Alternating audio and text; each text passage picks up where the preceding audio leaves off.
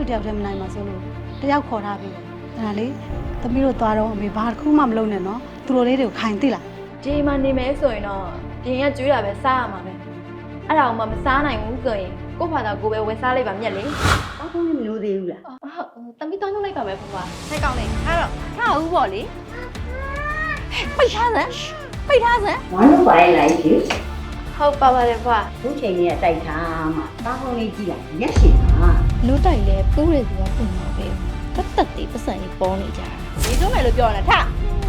ငါပြောထားတာဘုံမဘူးလား ဘုဒ္ဓကမွေးရပါမျက်လုံးအားနေတယ်လေအားကြောင့်ငငယ်လေးတွေကဖုံးမကြည့်ရဘူးလို့မမမှားထားတယ် ညလုံးအားနေလို့ဖုန်းကြည့်ရောဆို